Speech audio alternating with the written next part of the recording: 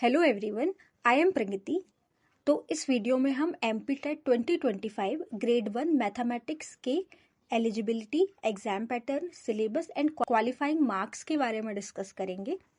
तो जो एमपीटेट का एग्जाम होता है ये higher secondary school that is 11th 12th में जो टीचर्स होते हैं उनके लिए एलिजिबिलिटी टेस्ट है। सबसे पहले हम बात करते हैं एलिजिबिलिटी की।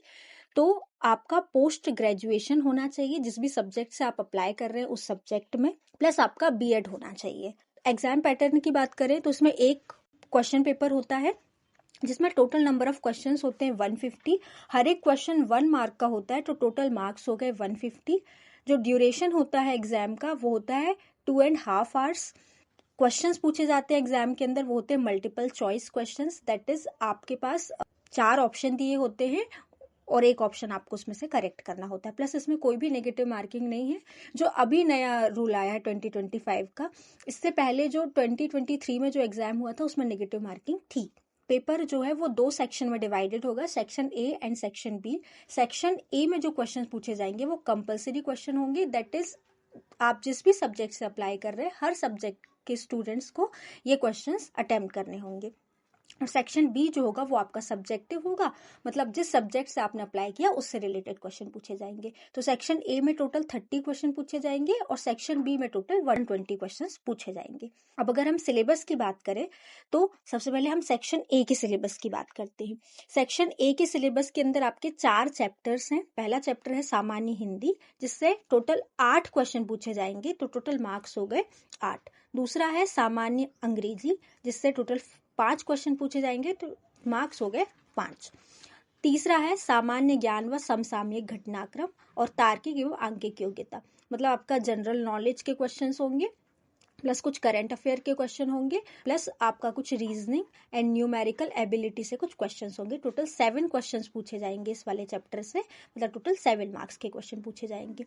और लास्टली पेडागोजी से 10 क्वेश्चन पूछे जाएंगे, दैट इज 10 मार्क्स के क्वेश्चन होंगे। दैट इज हम देखें कि सेक्शन ए में जो सबसे ज्यादा वेटेज होगा वो एग्जाम में आपके पेडागोजी वाले चैप्टर से होगा। ऐसे टोटल 30 क्वेश्चंस पूछे जाएंगे आपके सेक्शन ए में, दैट इज टोटल 30 मार्क के क्वेश्चन होंगे।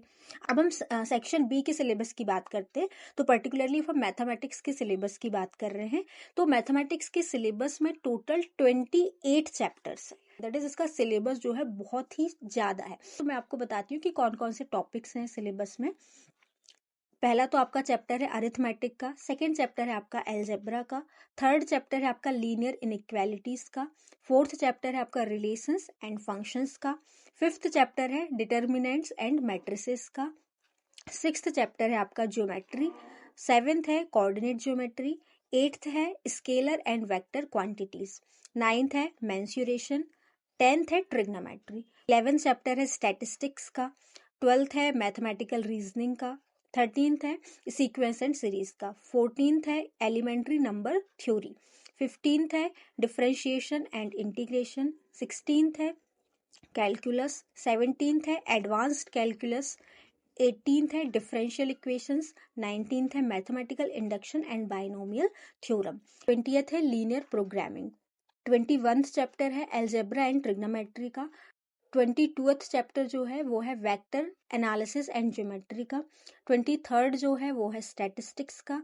24th जो है वो है डायनेमिक्स, 25th जो है रियल एनालिसिस, 26th जो है कॉम्प्लेक्स एनालिसिस, 27th जो है मीट्रिक स्पेसेस, 28th जो है वो है एब्स्ट्रैक्ट एल्जेब्रा। तो हम क्लियरली देख सकते हैं कि इसमें आपका स्कूल लेवल का भी है चैप्टर्स, इसमें आपके ग्रेजुएशन लेवल्स के चैप्टर भी है और इसके अलावा आपके पोस्ट ग्रेजुएशन के चैप्टर्स भी हैं। ये जो सिलेबस है इसमें मैंने सिर्फ अभी चैप्टर्स के नाम लिखे हुए हैं।